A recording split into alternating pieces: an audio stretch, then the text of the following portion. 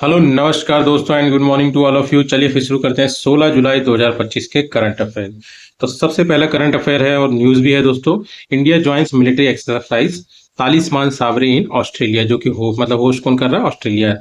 तो दोस्तों इसमें जानने वाली बात क्या है? तालिस्मान साबरे, ठीक है। तालिस्मान साबरे दोस्तों कोई मतलब एक या दो कंट्रीज में नहीं, मल्टीपल कंट्रीज में। इस बार तो मतलब लगभग मतलब समझ लीजिए 19 कंट्रीज ने इसमें पार्टिसिपेट किया है। अब तालिस्मान साबरे है क्या दोस्तों? ये मतलब वो एक्सरसाइज है जो हर 2 साल में एक बार होती है दोस्तों, और काफी बड़े स्केल पे की जाती है। मतलब किसी एक पर्टिकुलर प्लेस पे नहीं, मतलब बहुत सारे अलग अलग जगहों पे अलग अलग तरीके से ये मतलब इम्प्लीमेंट होती है, ठीक है। अब ये बाइनूअल है, मतलब हर 2 साल में एक बार होती है और मिलिट्री एक्सरसाइज है, ठीक है। उसके बाद इसको लेड कौन करता है? ये यूएसए और ऑस्ट्रेलिया करता है। इस बार होस्ट ऑस्ट्रेलिया कर रहा है, ठीक है। और इसके अलावा इसमें इन्वॉल्व बहुत सारी कंट्रीज होती है, जैसे कि 2025 में 19 कंट्रीज हुई हैं। ये स्टार्ट हुआ था 2005 में स्टार्ट हुआ था, इस बार इसका 11वां एडिशन है। और इस बार होस्ट कौन कर रहा है? ऑस्ट्रेलिया, ठीक है दोस्तों। 19 कंट्रीज ने पार्टिसिपेट किया है। उसके बाद आ जाता है दोस्तों आपका सेकंड न्यूज और सेकंड करंट अफेयर। ये क्या है? न्यूज क्या है दोस्तों? Reaching Jarawa tribes of Andaman islands for census will not be tough. Actually क्या है दोस्तों ना, ये इन्वॉल्व हो चुके हैं इलेक्शन में, है ना। 30-35 लोगों को मतलब इलेक्शन में मतलब वोटिंग दिलवाया गया था एक समय, ठीक है। तो जरावा ट्राइब जो है मतलब पीवीटीजी है ना, पर्टिकुलरली वनरेबल ट्राइबल ग्रुप्स है दोस्तों। ये अंडमान में रहते हैं, ठीक है। और जरावा अगर आप देखेंगे तो काफी बहुत पहले आई थी यहाँ पे ट्राइब्स, मतलब अंडमान निकोबार में। ये एक इंडिजीनियस ट्राइब है जो कि मतलब मतलब आइलैंड में रहती है, ठीक है। They are among the most isolated, मतलब ये काफी आइसोलेट और अपने मतलब जो टेरिटरी होती है इसको बचाने के लिए बहुत हद तक मतलब ये इन्वॉल्व रहते हैं, ठीक है। और कुछ ही समय हुआ है ये लोग मतलब अब इन्वॉल्व करना स्टार्ट कर दिए हैं, मतलब बाहर की कंट्री के साथ। और एक ज्यादा इन्वॉल्वमेंट इनके लिए क्या होगा कि मतलब ये बीमारियां इनको लग सकती हैं बाहर की, है ना। ये सब चीजें देखी जा रही हैं, ठीक है। रिकॉग्नाइज्ड एज पीवीटीजी मतलब पर्टिकुलरली वल्नरेबल ट्राइबल ग्रुप, मतलब इनकी स्थिति बहुत खराब है। मतलब इनको एक स्पेशल सपोर्ट की जरूरत पड़ती है, ठीक है, मतलब जो सरकार देती है। लैंग्वेज इनकी जरावा लैंग्वेज, और ये बिल्कुल भी मैच नहीं करती दोस्तों अंडमान या फिर इंडियन लैंग्वेज, कोई भी लैंग्वेज से मैच नहीं करती, ठीक है। इसमें जानने वाली बात क्या है दोस्तों? पीवीटीजी है क्या दोस्तों? पीवीटीजी वो होते हैं जो मोस्ट मार्जिनलाइज, मतलब बहुत ही बदतर हालत में हो, ठीक है, आइसोलेटेड हो, ठीक है, ट्राइबल ग्रुप्स जो कि इंडिया के ही हो, उनको पीवीटीजी कहा जाता है। मतलब ये उनको कुछ स्पेशल सपोर्ट देना पड़ता है, चाहे सर्वाइवल से रिलेटेड हो, चाहे डेवलपमेंट से रिलेटेड हो, या कल्चरल प्रिजर्वेशन से रिलेटेड हो, इनको कुछ स्पेशल सपोर्ट देना पड़ता है, ठीक है। और इनके लिए क्राइटेरिया क्या है कि कोई भी मतलब ट्राइब को पीवीटीजी कब कहा जाएगा? तो ये पहला तो रिक्वायरमेंट है कि वो जो एग्रीकल्चर मतलब टेक्नोलॉजी यूज कर रहे हैं, मतलब जो मेथड यूज कर रहे हैं बहुत पुराना है, टेक्नोलॉजी के लेवल से पुराना, बहुत पुराना, ठीक है। और इनकी लिटरेसी बहुत कम हो, ठीक है। इनकी पॉपुलेशन या तो मतलब नेगेटिव हो गई हो, मतलब घट रही हो, या फिर काफी कम हो रही हो, ठीक है। अगर और ऊपर से इकोनॉमिक बैकवर्डनेस हो, जियोग्राफिकल आइसोलेशन, मतलब ये काफी अलग थलग हुए हो, ठीक है। और टोटल अगर देखेंगे इंडिया में 75 ट्राइब्स ऐसी हैं जिनको मतलब इंडिया में पीवीटीजीज का दर्जा दिया गया अक्रॉस 18 स्टेट्स एंड यूटी, मतलब स्टेट्स एंड यूटी मिला के 18, इनमें 75 पीवीटीजीज को दर्जा मिला हुआ है, ठीक है, रिकॉग्निशन मिला हुआ है। अब कुछ इंपॉर्टेंट अगर आप देखेंगे ट्राइब्स जो इसमें काफी इंपॉर्टेंट है, तो अंडमान एंड निकोबार में दोस्तों चरावत हम लोग पढ़ लिए। उसके बाद एक अंडमानीस है, ठीक है। उसके बाद ओंगे है, सेंटिलीस है, ये सब काफी मतलब न्यूज में रहते हैं, ठीक है। झारखंड में बिरहोर हो गया, असुर हो गया झारखंड में, ठीक है। छत्तीसगढ़ में बैगा हो गया, सहाया मध्य प्रदेश और राजस्थान में हो गया। इरूलर, ये ध्यान रखना दोस्तों, ये तमिलनाडु में है। कोंडा रेड्डी जो है ये आंध्र प्रदेश की पीवीटीजी ट्राइब है, ठीक। इसके बाद थर्ड न्यूज और थर्ड करंट अफेयर क्या आ जाता है दोस्तों? तो थर्ड न्यूज क्या है? India's environment ministry has exempted the majority of coal fired power plants from installing flue gas, मतलब FGD flue gas desulphurisation units, reversing it 215 policy aimed at reducing SO2 emission. Simple सा मतलब आप समझ लीजिए दोस्तों, मतलब पहले क्या है कि गवर्नमेंट ने मैंडेटरी कर दिया था कि जितने भी मतलब थर्मल पावर प्लांट मतलब कोल का यूज करते हैं, कोल फायर्ड जो पावर प्लांट है ना, उनको ये मतलब फ्लू गैस डीसल्फराइजेशन यूनिट लगाना कंपलसरी है, ठीक है। और टारगेट इन्होंने 2 साल का रखा था, मतलब करीब 2 साल में मतलब इनको खत्म करना था कि मतलब 2 साल में सब जगह लग जानी चाहिए, मतलब 2017 तक। पर हुआ कुछ भी नहीं दोस्तों। अगर देखेंगे आज का स्टेटस भी है कि ज्यादा ज्यादा अगर आप देखेंगे 8% तक ही है, मतलब जो जिन्होंने मतलब इसको लगाया है, ठीक है। और वो भी मतलब मेनली एनटीपीसी वाले ही हैं, ठीक है। तो इसका मतलब क्या है कि जब मतलब देखा कि इकोनॉमिकली बहुत इफेक्ट पड़ेगा, तो मतलब सरकार ने भी अपना फैसला बदल दिया, ठीक है। 2015 की पॉलिसी, और उन्होंने कुछ अलग ही रीजन दिए हैं इसमें, ठीक है। अब हम लोग पहले शुरू से देख लेते हैं फ्लू गैस डीसल्फराइजेशन होता क्या है दोस्तों? एक पॉल्यूशन कंट्रोल यूनिट है, मतलब टेक्नोलॉजी है, जो कि SO2 गैस जो होता है ना कोल फायर्ड पावर प्लांट में, उसको मतलब रिमूव करता है, ठीक है। अब SO2 क्यों इतना जरूरी है रिमूव करना? क्योंकि ये एसिड रेन को बढ़ावा देता है, ठीक है। उसके मतलब सल्फेट एरोसोल बनते हैं जो कि PM 2.5 पॉल्यूशन क्रिएट करता है। 2.5 mm आप समझ रहे हैं ना दोस्तों, माइक्रोम है, ये माइक्रोमीटर है, ठीक है। मतलब आपके बाल जो हैं वो भी मतलब मान लीजिए 50 से 60 माइक्रोमीटर होते हैं ना, तो पर ये आपका 2.5 आप समझिए कितना छोटा होता होगा, ठीक है। और रेस्पिरेटरी इशू भी देता है ह्यूमस में। अब 2015 की पॉलिसी क्या थी जो मतलब सरकार ने बदलनी पड़ी, 2015 की वही मैंने जो आपको बताया ना, तो मिनिस्ट्री ने मैंडेटरी कर दिया था कि जितने भी थर्मल पावर प्लांट है जो कि कोल का यूज करते हैं उनको FGD मतलब फ्लू गैस डीसल्फ्राइजेशन यूनिट लगाना बहुत जरूरी है, और 2017 तक ये लग जाने चाहिए। पर 2024 तक सिर्फ और सिर्फ 8% तक लगे हैं, मेनली NTPC में लगा है, ठीक है। तो अभी क्या है स्टेटस, मोस्टली मतलब क्या है कि प्लांट्स को, जो भी पावर प्लांट हैं जो कोल का यूज करते हैं उनको एग्जेम्प्ट कर दिया है। क्यों? क्योंकि गवर्नमेंट ने रीजन दिया कि इंडिया जो है, जो कोयला इंडिया में पाया जाता है, मतलब एटलीस्ट उनको तो निकाल ही दिया है जो इंडियन कोल का यूज करते हैं। तो इंडियन कोल में क्या है कि सल्फर की क्वांटिटी बहुत कम होती है, इसलिए ये रीजन दिया उसने, ठीक है। उसके बाद दूसरा रीजन दिया है उसने कि SO2 लेवल आर बिलो, मतलब जो भी हमारा स्टैंडर्ड है कि मतलब इतने से SO2 लेवल बिलो होना चाहिए, उससे कम ही है, मतलब परमिशन लिमिट के नीचे में ही है, ठीक है। उसके बाद बोल रहे हैं कि फ्लू गैस डीसल्फ्राइजेशन यूनिट काफी कॉस्टली आता है, ठीक है। उसके बाद SO2 फॉर्म्स मतलब सल्फेट्स, मतलब वही है दोस्तों। और मतलब इस तरह के रीजन दिए हैं, बाकी इतना कुछ है नहीं, बस 2015 की पॉलिसी ध्यान रखिएगा आप, और ये फ्लू गैस डीसल्फ्राइजेशन होता क्या है वो ध्यान रखिएगा। उसके बाद आता है फोर्थ न्यूज और फोर्थ करंट अफेयर। ये काफी इंपॉर्टेंट है दोस्तों, थोड़ा सा ध्यान से सुनिएगा इसे। Who are qualified as ordinarily resident, ठीक है। ऑर्डिनरी एक्चुअली क्या है दोस्तों ना, अगर आप ये किसी कॉन्स्टिट्यूशन में देखेंगे, अगर आप इलेक्शन होता है तो जो मतलब वोट देने आते हैं उनको मतलब ऑर्डिनरली रेसिडेंट होना कंपलसरी है। मतलब एस मतलब जो सेक्शन 90 है रिप्रेजेंटेशन ऑफ पीपल्स एक्ट 1950 का, वो कहता है कि एक पर्सन को ऑर्डिनरली रेसिडेंट होना जरूरी है किसी भी कॉन्स्टिट्यूशन में इलेक्टोरल रोल में, मतलब इंक्लूजन होने के लिए, इंक्लूड होने के लिए, ठीक है। अब ये जान लीजिए ऑर्डिनरली रेसिडेंट होता क्या है। सेक्शन 20 जो है ये इसको डिफाइन करता है, ऑर्डिनरली रेसिडेंट जो भी मतलब इलेक्शन के लिए मतलब एलिजिबल होते हैं, मतलब इलेक्टोरल रोल में इंक्लूजन के लिए जो वोट दे सके, ठीक है। और सेक्शन 20A जो है वो NRIs को डिफाइन करता है कि वो उनका मतलब क्या राइट है, मतलब वोटिंग को लेके, ठीक है। अब जो सेक्शन 20 जो है ये इसको डिफाइन करता है ऑर्डिनरली रेसिडेंट को, क्या बोलता है कि ये पर्सन मतलब समझ लीजिए जो हैबिचुअली मतलब वहीं का रहता हो, मतलब जो कंस्टिट्यूएंसी है मतलब उसका इंटेंशन वहां पे रहने का रहा हो, हमेशा रहता हो, टेम्परेरी कहीं चला गया जैसे पढ़ाई के चक्कर में या घूमने के चक्कर में या कोई टेम्परेरी वर्क के चक्कर में चला गया, तो वो मैटर नहीं करता है, उसको वहां पे माना जाएगा कि वो एक ऑर्डिनरली रेसिडेंट है, ठीक है। ओनली, और एक बात और ध्यान रखिए, अगर कोई मतलब वहां पे प्रॉपर्टी खरीद ले या फिर वहां पे कोई घर खरीद ले तो वो जरूरी वो इसमें इंक्लूड नहीं है कि वो ऑर्डिनरली रेसिडेंट होगा, ठीक है। और ऊपर से टेम्परेरी एब्सेंट भी कभी इसके स्टेटस को इफेक्ट नहीं करेगा, ठीक है। अब दोस्तों ऑर्डिनरीली रेसिडेंट में कुछ कैटेगरीज होती हैं। पहला क्या होता है, मेंबर ऑफ आर्म्ड फोर्सेस को ऑर्डिनरी रेसिडेंट कंसिडर किया जाता है। उसके बाद member of a states armed police force posted outside the state, ठीक है, उनको भी कंसिडर किया जाता है। पर ये जान लीजिए दोस्तों पोस्टिंग के दौरान हमेशा के लिए नहीं रहता, जब जब जितने दिन पोस्टिंग है उतने दिन के लिए, ठीक है। Central government employees posted outside India, इनको भी कंसिडर किया जाता है ऑर्डिनरी रेसिडेंट, ठीक है। और persons holding constitutional offices declared by the president in consultation with election commission, ठीक है। और ध्यान रखना इसमें जो स्पाउस होते हैं उनके ऑफिसर्स के, उनको भी इंक्लूड किया जाता है। और उसके बाद they are considered ordinarily resident in the place they would reside but for their posting के लिए, सिर्फ जब तक पोस्टिंग है तब तक के लिए, ठीक है। अब एनआरआईज का क्या है दोस्तों, इसको कैसे डिफाइन किया गया है, इसको रिप्रेजेंटेशन ऑफ पीपल्स एक्ट 1950 में सेक्शन 20A में डिफाइन किया गया कि एक NRI to register as a voter, ठीक है, मतलब उसको मतलब वोटर की तरह रजिस्टर कर लेना है। और डिपेंड नहीं करता है वो बहुत सालों से नहीं आया, कोई मैटर नहीं करता, वो एज ए वोटर मतलब वोट दे सकता है, ठीक है। Can vote in the constitution link to the, मतलब जो पासपोर्ट में एड्रेस है उसी में जाके दे सकता है, even if living abroad for long time, कोई मैटर नहीं करता, ठीक है। अब ये है रजिस्ट्रेशन ऑफ इलेक्टोरल रूल्स जो मैं बता रहा हूँ, उसमें आने के लिए मतलब आपका ये ऑर्डिनरीली रेसिडेंट होना जरूरी है। वो किसके थ्रू है, RER registration of electoral rules 1960।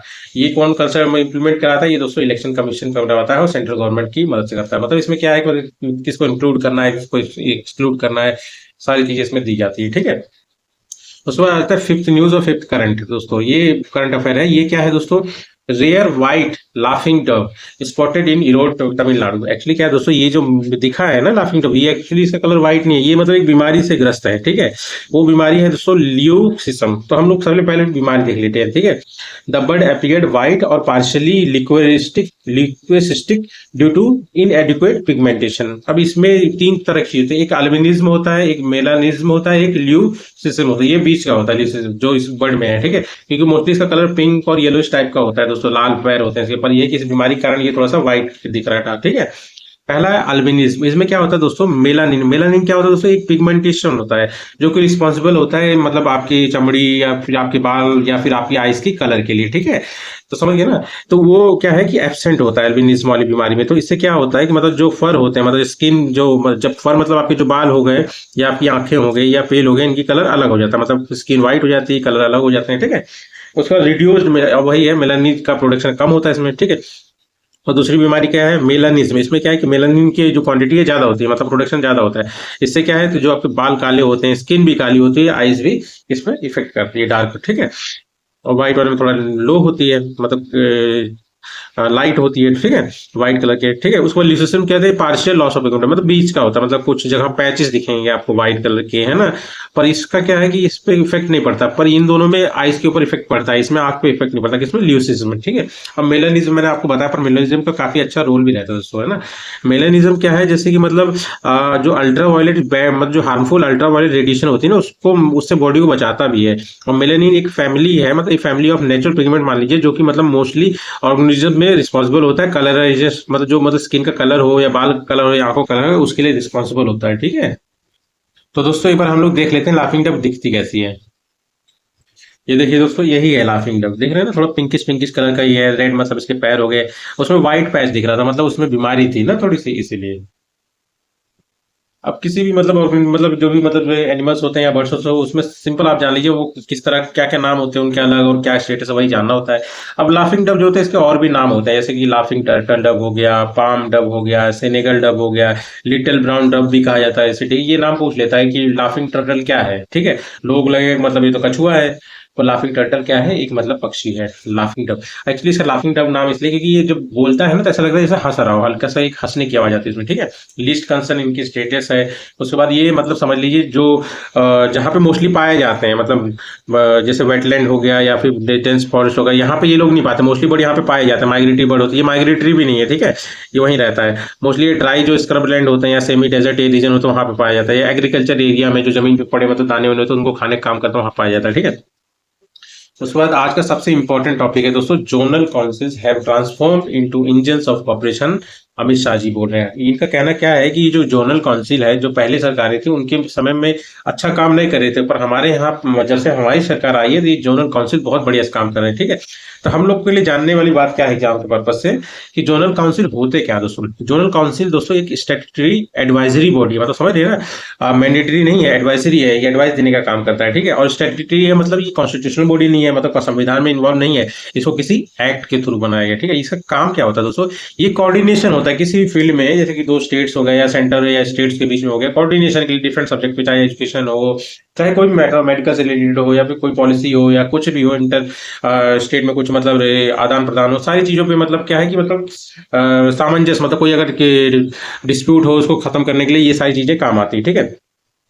ये रीजनल कॉपरेशन और coordination in planning and development को मतलब प्रमोट करता है, ऑब्वियस सी बात है, करेगा ही, ठीक है। अब इसका थोड़ा ओरिजिन और लीगल बेसिस देख ले। सबसे पहले जान लीजिए दोस्तों, इसका एस्टेब्लिशमेंट हुआ था 1957 में, ये ध्यान रखिए। किसने प्रपोज किया था, ये जवाहरलाल नेहरू जी ने किया था, जो कि हमारे पहले पीएम थे, 1956 में किया था, ठीक है। किसके अंडर में बनाया गया इसको दोस्तों, किस एक्ट के थ्रू, स्टेट रीऑर्गेनाइजेशन एक्ट 1956 में, ठीक है। एडवाइजरी फंक्शन में है, ठीक है, मतलब कोई मैंडेटरी नहीं कि माना ही जाए इसका, ठीक। उसके बाद आ जाता है दोस्तों, कितने हैं इंडिया में मतलब ये जोनल काउंसिल। तो दोस्तों 5 जोनल काउंसिल है इंडिया में, पांचों है। पहला नॉर्दर्न होगा, जिसका हेडक्वार्टर न्यू दिल्ली में हो गया। सेंट्रल होगा, जिसका हेडक्वार्टर इलाहाबाद में हो गया। और ये उत्तर प्रदेश जो है सेंट्रल में ही आता है दोस्तों, ठीक है। ईस्टर्न वाले में आ गया हेडक्वार्टर कोलकाता में, वेस्टर्न का हेडक्वार्टर है मुंबई में, साउथर्न जोनल काउंसिल का हेडक्वार्टर है चेन्नई में, ठीक है। अब इसमें जानने वाली बात यह है दोस्तों, जो नॉर्थ ईस्टर्न स्टेट्स है ना, उनको इनमें इंक्लूड नहीं किया गया, उनके लिए अलग ही काउंसिल बनाया गया। उस काउंसिल का नाम है नॉर्थ ईस्टर्न काउंसिल। ये किस एक्ट के थ्रू बना गया था दोस्तों, ये समझ लीजिए नॉर्थ ईस्टर्न काउंसिल एक्ट 1971 के थ्रू बना था। और उसके बाद ये कब फोर्स में आया, ये 1972 में फोर्स आया, ठीक है। सारे नॉर्थ ईस्ट स्टेट इसमें है, और सिक्किम सबसे लेटेस्ट है, जो कि 2002 में अमेंडमेंट के थ्रू ऐड किया गया था, ठीक है। अब इसमें जानने वाली बात क्या है दोस्तों, इसका कंपोजिशन में कौन कौन है। तो दोस्तों कंपोजिशन में सबसे पहले चेयरमैन आते हैं। तो चेयरमैन जो है यूनियन होम मिनिस्टर है। ध्यान रखना दोस्तों, नॉर्थ ईस्टर्न काउंसिल के चेयरमैन मतलब होम मिनिस्टर नहीं होते हैं, ठीक है। भले ही ये पूरा मतलब एडमिनिस्ट्रेशन होम मिनिस्ट्री संभालती हो, पर उसके चेयरमैन होम मिनिस्टर नहीं होते, ठीक है। वाइस चेयरमैन जो होते हैं इसमें जोनल काउंसिल में, वो सीएम होते हैं, मतलब स्टेट्स के। मतलब हर साल, मतलब आप समझ लीजिए एक साल के लिए, मतलब जैसे इस साल अगर यूपी का सीएम बना तो अगले साल यूपी पंजाब का सीएम बनेगा, इसी तरह मतलब रोटेशन वाइज मतलब सीएम बनते हैं, मतलब वाइस चेयरमैन बनते हैं सीएम, ठीक है। एक साल के लिए बनाया जाता है, ठीक। मेंबर्स कौन होते हैं, पहले तो स्टेट वाइज देखेंगे, सीएम प्लस 2 मिनिस्टर, जो कि कौन नॉमिनेट करेगा, वो गवर्नर करेगा, ठीक है, हर स्टेट से। और यूटी से 2 मेंबर्स, ठीक। और स्टैंडिंग कमेटी भी होती है, जिसके मतलब चीफ से, मतलब जो चीफ सेक्रेटरी होते हैं ना मेंबर स्टेट्स के, वो सारे इसमें आते हैं, ठीक है। उसके बाद स्पेशल इंस्टीट्यूट इन्वाइटीज होते हैं, जैसे मतलब डिपेंड करता है कि किस मैटर पे डिस्कशन हो रहा है। अगर मान लीजिए इन्वायरमेंट से रिलेटेड मतलब मैटर है, तो मतलब जो सेंट्रल मिनिस्ट्री होगी वो इन्वायरमेंट वाली आ जाएगी। उसके बाद और नीति आयोग के ऑफिसर्स को भी स्पेशल इन्वाइटीज की तरह रखा जाता है इसमें, ठीक है। और जानने वाली क्या बात है दोस्तों, जो 2002 का अमेंडमेंट हुआ था नॉर्थ ईस्टर्न काउंसिल में, जिसके थ्रू मतलब सिक्किम को भी ऐड किया गया था, तो इसमें क्या है, कंपोजिशन को थोड़ा अलग कर दिया गया काउंसिल का। जैसे इसमें क्या है कि कौन कौन पार्टिसिपेट, गवर्नर जो भी होंगे मेंबर स्टेट के, वो पार्टिसिपेट करेंगे, ठीक है। नॉर्थ ईस्टर्न स्टेट की बात कर रहा हूँ, उसको उनके सभी सीएम पार्टिसिपेट करेंगे, और 3 मेंबर जो होंगे वो नॉमिनेट किया जाएगा प्रेसिडेंट ऑफ इंडिया के द्वारा, ठीक है। और वही तो मैं बता रहा हूँ कि मिनिस्ट्री ऑफ होम अफेयर्स जो है, इसका एडमिनिस्ट्रेटिव वर्क को संभालती है नॉर्थ ईस्टर्न काउंसिल के। पर ये मतलब इस कंपोजिशन का पार्ट नहीं, किसका, ये जो 3 मैंने आपको बताया, ठीक। उसके बाद आता है सेवंथ न्यूज और सेवंथ करंट अफेयर। ये क्या है दोस्तों, पेन प्रिंटर प्राइज 2025। सिंपल से जान लीजिए दोस्तों, जो भी ब्रिटिश का मतलब ब्रिटेन का जो भी मतलब रहने वाला होगा, और उसने इंग्लिश में कोई लिटरेरी वर्क मतलब नॉवल वोवल या कुछ भी अगर उसने किया है, तो उस वो एलिजिबल है इस प्राइज को पाने के लिए। तो इस बार किसको दिया गया, लीला एबोलेला, ठीक है। इनकी बुक का नाम क्या है, मिनेरेट। लास्ट ईयर मतलब एक इंडियन थी, अरुंधति राय, उनको मिला है, ठीक है। उसके बाद एट्थ न्यूज और एट्थ करंट अफेयर क्या है दोस्तों। एट्थ न्यूज है आपका, इंडिया 87th ग्रैंड मास्टर। देखिए दोस्तों, ग्रैंड मास्टर बनने के लिए क्या होता है कि सबसे पहले की फ्री डे की रेटिंग जो होती है ना, उस वो रेटिंग 2500 से ज्यादा होनी चाहिए उनकी, ठीक है। उसके अलावा मतलब इंटरनेशनली जो फ्री डे ने मतलब ऑर्गेनाइज कराया हो मतलब चैंपियनशिप, उस वैसे ही 3 ग्रैंड मास्टर नॉर्म्स को जीता हो, ठीक। अब इसमें जानने वाली बात क्या है कि अभी जो मतलब 87th बने इंडिया के लेटेस्ट ग्रैंड मास्टर मतलब चेस गेम में, उनका नाम है हरि कृष्णन, जो कि तमिलनाडु से आते हैं, चेन्नई के, ठीक है। और 86 ध्यान रखना, ये भी पूछ सकता है, श्री हरि LR, ठीक। उसके बाद नाइन्थ करंट अफेयर और नाइन्थ न्यूज क्या आता है दोस्तों, अरुणाचल फ्रंटियर हाईवे, इसका ऑफिशियल नाम जान लीजिए दोस्तों, NH मतलब नेशनल हाईवे 913, ठीक है। ये न्यूज में इसलिए है क्योंकि इसको बनाने में बहुत सारे जंगल को मतलब रास्ते से हटाना पड़ा, इसीलिए मतलब थोड़ा सा विवाद में भी है, ठीक है। ये किस मतलब टाइगर रिजर्व के थ्रू पास होगा, तो ये नामदफा टाइगर रिजर्व है, जो कि अरुणाचल प्रदेश में है, वहां से पास होगा। बनाया तो ऑब्वियस सी बात है, ministry of road and transport highway बना रहा है, 27,000 करोड़ का प्रोजेक्ट है। और ये इसका काम क्या है कि मतलब एक इंफ्रास्ट्रक्चर डेवलप करना, ताकि मतलब जो हमारी आर्म फोर्सेस है वो समय पे पहुंच सके वहां पे, ठीक है। मतलब समझिए लाइन ऑफ एक्चुअल करना, LAC से सिर्फ 20 किलोमीटर दूर इंफ्रास्ट्रक्चर, मतलब जो वही रोड का बनाना, ताकि मतलब आरा इजी हो मतलब पहुंचना, ठीक है, आर्म फोर्सेस के लिए। और टारगेट रखा है 2027 तक खत्म कर देंगे। अब उसके बाद 10th न्यूज क्या है दोस्तों, इटली है। इटली क्यों न्यूज में दोस्तों, क्योंकि ये पहली बार क्वालिफाई हुआ है T20 जो 2026 में होने वाला है ना, उसके लिए मतलब T20 के लिए मतलब क्वालिफाई हुआ पहली बार ये, ठीक है। अब 2000 मतलब जो 26 में जो होगा वो इंडिया और श्रीलंका करवाएंगे, होगा भी यहीं पे। और दोस्तों उसके बाद ये है कि 10th एडिशन है ये, ठीक। उसके बाद 11th न्यूज और करंट अफेयर क्या है, बायो EMU AI। ये क्या है दोस्तों, एक्चुअली क्या है ना दोस्तों, कुछ प्रोटीन क्या होते हैं ना, जैसे कि अगर कोई बीमारी आए, उसके लक्षण आए, तो उस समय उजागर होते हैं, ठीक है। उससे पहले उनको ढूंढना मुश्किल होता है, तो उन्हीं सबको ढूंढने के लिए, जैसे ये किसके द्वारा डेवलप किया गया, माइक्रोसॉफ्ट, जिसका हेडक्वार्टर वाशिंगटन DC में है, और फाउंडर बिल गेट्स और पॉल एलन है, ठीक है। To track behaviour and movement of protein, वही प्रोटीन और का बिहेवियर मूवमेंट पता करना है। और जो स्पेशल क्रिप्टिक बाइंडिंग पॉकेट, मतलब जो मिनरल से अटैच होते हैं जब तभी दिखते हैं ना, वो जैसे कोई मॉलिक्यूल से अगर प्रोटीन अटैच हो जाए तो तभी दिखता है, वैसे प्रोटीन को पता करना है, जो मतलब इजिली दिखते नहीं है, ठीक है। उसके बाद आता है 12th न्यूज। 12th न्यूज क्या है दोस्तों, यूनाइटेड नेशन पॉपुलेशन अवार्ड 2025, ये किसको मिला है, वर्षा देश पांडे जी को मिला है। पहली बार 1983 में, 1982 या 81 में स्टार्ट हुआ था दोस्तों, पहली बार इंदिरा गांधी जी को मिला था, ठीक है। उसके बाद 13 न्यूज और 13 करंट अफेयर क्या है, हरेला फेस्टिवल। ये क्या है, फेस्टिवल है दोस्तों, हार्वेस्ट फेस्टिवल, मतलब जब फसल कटाई होती है ना तब का फेस्टिवल है। हिमाचल प्रदेश और उत्तराखंड में काफी फेमस है। और भगवान शिव और पार्वती की पूजा की जाती है, पार्वती माँ की, है ना। और मतलब थैंक यू बोला जाता है कि इस फसल के लिए आपका बहुत बहुत थैंक यू, और आगे भी अच्छा फसल करवाए, है ना, यही सब होता है। और 14 न्यूज और 14 करंट अफेयर क्या है दोस्तों, ट्रेड फैसिलिटेशन कॉन्फ्रेंस 2025, मतलब ट्रेड को और मतलब फैसिलिटी जो है उसकी बढ़ाई जाए, मतलब स्मूथ कराया जाए, मोस्टली पोर्ट की जो सर्विसेज है उनको बढ़िया किया जाए, है ना। इससे क्या है कि ट्रेड में इन्हेंसमेंट हो, बढ़े, ठीक है। ये कहाँ है हुआ है दोस्तों, नई दिल्ली में हुआ है। किसके द्वारा किया गया, CRCL। और CRCL क्या है, सेंट्रल रेवेन्यू कंट्रोल लेबोरेटरी, और किसके द्वारा, CBIC मतलब central board of indirect taxes and customs, ठीक है। इस बार की थीम है दोस्तों, scientific excellence for seamless trade, ठीक। अब ये CBIC क्या है दोस्तों, central board of indirect taxes and customs, इस एक स्टैट्यूटरी बॉडी है, मतलब किसी एक्ट के थ्रू आया है। स्थापना इसकी 1944 में हुई, हेडक्वार्टर न्यू दिल्ली में है, और अंडर किसके है ये, मिनिस्ट्री ऑफ रेवेन्यू। ठीक है दोस्तों, तो यही थे आज के करंट अफेयर। तो मिलते हैं हम लोग कल, ठीक है। Okay bye. और चैनल मतलब वीडियो अच्छा लगे तो सब्सक्राइब करिए। हाँ, थैंक यू।